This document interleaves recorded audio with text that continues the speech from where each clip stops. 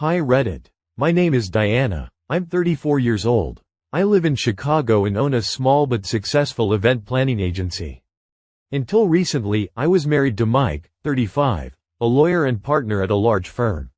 We lived together for 12 years, 9 of which were in an official marriage. We have 2 children. Maya, 7 years old, and Michael Jr., 5 years old. Our family was that picture-perfect Instagram family, a beautiful couple, successful, happy, in love. Let's get straight to the facts. I'm not a perfect wife. I never claimed to be Mrs. Perfect. I could be hot-tempered. I could nag Mike about his socks scattered all over the apartment. I could be tired from work and not want sex after a 16-hour workday. But I was faithful. I was devoted. I loved that man the way only a woman who has spent 12 years with a man and borne him 2 children can love. We met in our 3rd year of university. I was 20, he was 21. I was studying marketing, he was studying law. Tall, self-confident, with perpetual stubble and a cocky gleam in his eyes. He came up to me in the student cafeteria, made some stupid joke about my salad, and I laughed. Back then, I didn't know that 12 years later, that laughter would turn into tears. After university, we moved in together. We rented a tiny apartment in the suburbs where the radiators barely worked in winter and the AC only cooled the kitchen in summer. But we were happy. We built everything from scratch.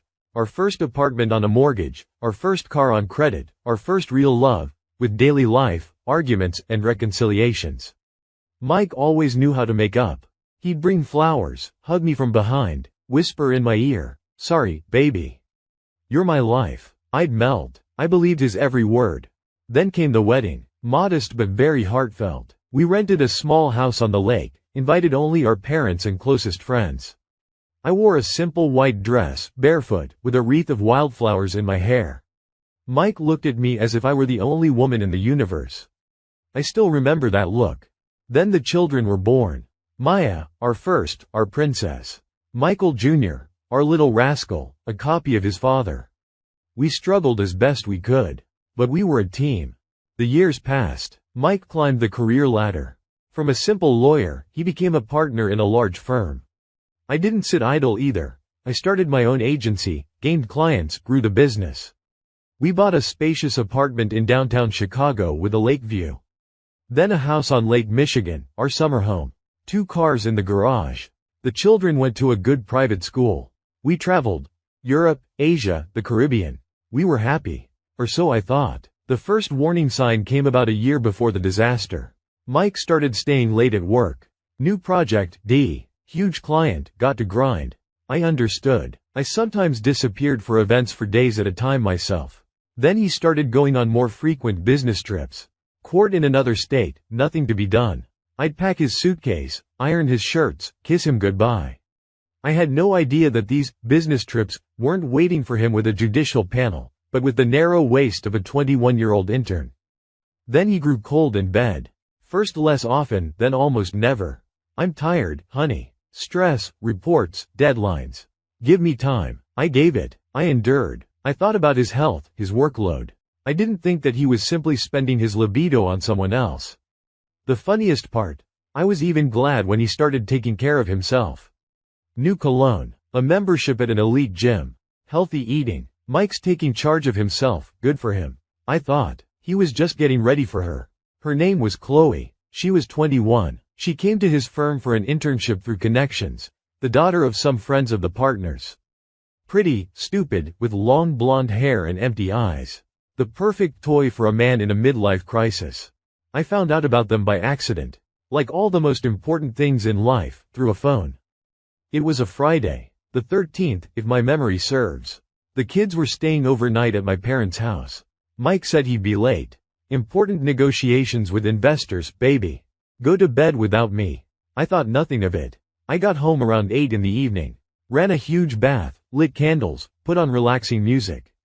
I soaked for almost an hour, drank wine, listened to the water splash, and thought about how good it was to have evenings like this, just for myself. An hour later, I got out, wrapped myself in a robe, and went to the bedroom. And then I saw it. Mike's phone was lying on my nightstand. Not on his, on mine. He always carried it with him like it was glued to his hand, but here he'd forgotten it. The screen lit up. A text message. I shouldn't have read it. I know. It's an invasion of privacy.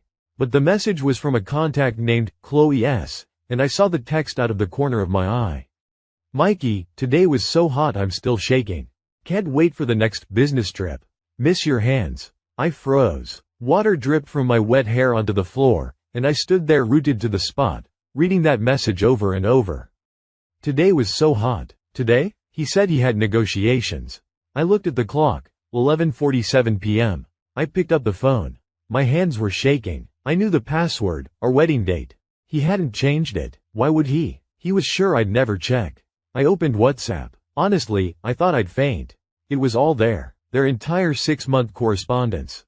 6 months, Carl. 6 months of lies. 6 months of a double life.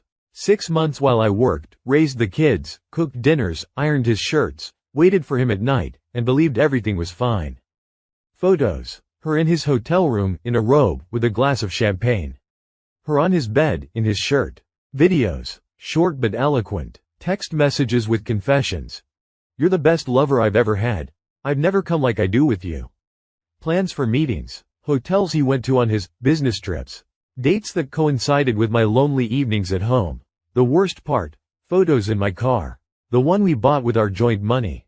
She was sitting in the passenger seat, smiling at the camera, sticking out her tongue. And in the background, our summer house. Where we vacationed as a family. He took her to our home. To our bed. To our life. I read the messages and couldn't believe my eyes. They disgust me. Chloe wrote, "Is your wife really that blind, or does she just not care?" Mike replied, "Diana's all about work and the kids. She doesn't have time for me. She's convenient, like furniture. Don't worry, baby. You're my life. Convenient, like furniture." I sat on the bed, gripping the phone so hard my knuckles went white. I was shaking, but there were no tears. None at all. Instead, something else came over me. A cold, calm, very dangerous feeling. I didn't know what it was then, maybe shock. But now I understand. Revenge was born. I don't know how long I sat there. I came to when I heard the key in the lock. Mike was home. I quickly put the phone back where it was, lay down in bed, and pretended to be asleep. My heart was pounding so hard I thought he'd hear it. He came into the bedroom, quietly undressed, lay down beside me. Within a minute, I heard his steady breathing. He was asleep. He didn't care. He didn't even try to hug me. I lay there staring at the ceiling. One plan was forming in my head. The boldest, cruelest, most carefully thought out plan of my life. Mike wanted furniture? Well, furniture doesn't just stand in the corner. Sometimes furniture falls, and crushes you to death. The next 2 weeks were the hardest of my life. If you think finding out about infidelity is the worst part, you're wrong. The worst part is pretending you don't know. Smiling, kissing him goodbye, making breakfast, acting like your world hasn't shattered into a million pieces.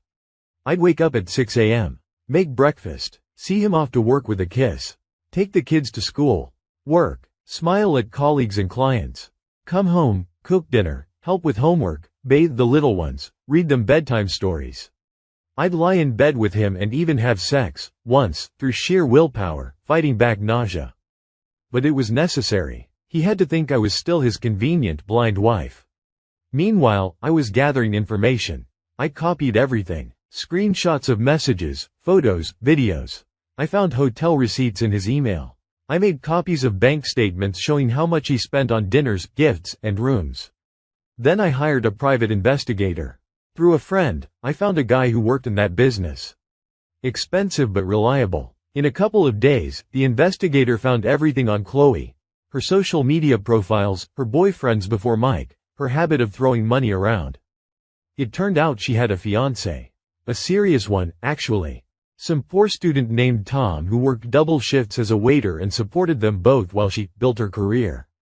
He didn't know his fiancé was fooling around with her married boss. I found Tom, wrote to him anonymously, attached a couple of screenshots. His response pleased me. Tom was furious. He agreed to cooperate. Then I found out more. Mike wasn't just spending our personal money on Chloe, he was using corporate funds too. Several times, he'd paid for hotels and dinners as business development expenses for the firm. I found proof. This was starting to smell like a criminal offense. But the main thing, I found his weak spot. His career. Mike was always pathologically afraid of losing face. He was a partner at a prestigious firm. People respected him. Reputation was everything to him. The plan was complete. I chose D-Day. Saturday. Mike would be home. I'd send the kids to my friends for a sleepover. And I'd host a family meeting.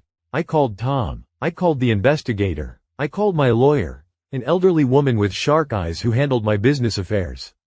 I said, "Mary, cover me. Saturday at 11 a.m. She said, "I'll be there." Saturday arrived. Saturday morning was sunny. Mike was sitting at the table in his favorite old t-shirt, lazily scrolling through his newsfeed. The kids had already left for my friends. I dropped them off myself at 9 a.m. I laid out a lavish breakfast. Pancakes, coffee, croissants, fresh squeezed juice. "Honey, you're especially attentive today," he smiled. "What's the occasion?" "There's something we need to talk about," I said calmly. "Something very important." He put down his phone. "I'm listening." I sat down across from him and looked him straight in the eye. "Mike, I know about Chloe." His face changed in a split second. First confusion, then fear, then panic. He went pale. "Diana, what nonsense," he started. "Don't," I interrupted. "I know everything. 6 months. Your meetings. Hotels. Your business trips. Photos in my car. At our summer house. I've read your messages." He opened and closed his mouth like a fish. Let me explain. It was a mistake. She threw herself at me. I didn't want it. I only love you." "Shut up," I said quietly. "You called me furniture. Convenient. A blind fool who doesn't notice anything. You spend our money on that cheap little thing. You lied to my face." "Diana, please." He jumped up, trying to come closer. "Sit down." He sat. I took out my phone and turned on the voice recorder. "Some people are about to arrive. I want you to listen." The doorbell rang at exactly 11 a.m. At the door stood the private investigator, my lawyer Mary, Chloe's fiancé Tom, and Chloe herself. Chloe was disheveled, her makeup smeared, her lips trembling. Tom had brought her by force. "Come in," I said. "We're having a family meeting." Mike saw this procession and seemed to turn gray before my eyes. "What the hell?" he yelled. "Diana, have you lost your mind?" "Not yet," I smiled. "Have a seat, dear guests." Everyone sat around the large dining table. I poured coffee. The atmosphere was tense. "So," I began, "Mike, Chloe, you two have been fucking for 6 months behind my back. Chloe, you have a fiancé who worked as a waiter to support you. Mike, you have a family, children, and a reputation. Today, we're going to fix this." Tom stood up and looked at Mike with such hatred that he shrank into his chair. "You piece of shit," Tom hissed. "You used her, gave her gifts, while she lied to me. Do you know how hard I worked to buy her a ring? And she was rolling around in hotels with you." "Tom, don't." Chloe squeaked. "Shut up." Tom barked. Mike tried to pull himself together. "Listen, this is all a misunderstanding. Diana, let's resolve this peacefully. I'll leave, I'll give you the apartment, the lake house, the cars, everything. Just no scandal." "Too late," I said. "I've already decided." I handed everyone present a thick folder. "Here are copies of all your correspondence, photos, videos, and financial documents proving that Mike used corporate funds for personal expenses. The originals are in my safe." Mike went even paler. He realized this was the end of his career. "What do you want?" he whispered. "Justice." I took a sheet of paper from my bag, the one Mary and I had spent 3 days preparing. "Mike, you're going to sign several documents now. First, a voluntary agreement to divorce, in which you admit your guilt and waive any claims to marital property. The apartment, the lake house, the cars, the accounts, everything stays with me and the children." He flinched, about to object. I raised my hand. "Second, you'll sign an agreement to pay child support at double the legally required amount. Voluntarily. Otherwise, I send these documents to your firm." He was silent. Sweat ran down his forehead. "Third, you'll pack your things and leave today. I'll tell the kids you've gone on a business trip. You'll see them on Saturdays in the park, under my supervision. No sleepovers." Chloe whimpered. "As for you," I turned to her, "you'll receive copies of the correspondence sent to your parents, friends, and university. If you disappear from our lives forever, I won't send anything. If I find out you've met again, you'll be sorry." She nodded, smearing her tears. Mike sat staring at the table. "You thought of everything," he said quietly. "Did you think furniture couldn't think?" I smirked. "Furniture can fall. and crush you to death." He signed all the papers. With a trembling hand, Mary certified every page. Tom stood up, grabbed Chloe by the arm, and dragged her toward the exit. "Let's go, princess. We have a lot to talk about." The investigator and Mary took their leave. Mike and I were alone. "Pack your things," I said. "I want you gone by evening." He looked up at me, his eyes full of tears. "Diana, forgive me. I was a fool. You were a traitor," I said. "And that's much worse." I stood up and went into the bedroom. I sat on the floor and finally burst into tears. For the first time in 2 weeks. But through my tears, I was smiling. I'd done it. Mike left that same evening, packed 2 suitcases and went to his parents' house. I didn't see him off. The next morning, I told the kids that Daddy had gone on a long business trip. Maya was upset. Michael Jr. didn't seem to understand. 2 weeks later, I told them the truth in an adapted version. Maya cried all evening. I held them and felt hatred for Mike rising inside me for what he'd done to them. The divorce was finalized quickly. Mike didn't fight it. He pays child support regularly. On the 1st of every month, the money arrives in my account. I never saw Chloe again. Tom broke up with her that same day. She left Chicago for her parents' place in Ohio. Tom wrote to me a month later, "Thank you. You saved me from a life with a liar." Good guy. Mike tried to call. At first every day, begging to meet. Then less often. I answered dryly, matter-of-factly. He was dead to me. 6 months later, he sent a long letter about how he'd been in therapy, how he understood his mistakes, how he'd do anything. I read it and hit delete. His firm never found out anything.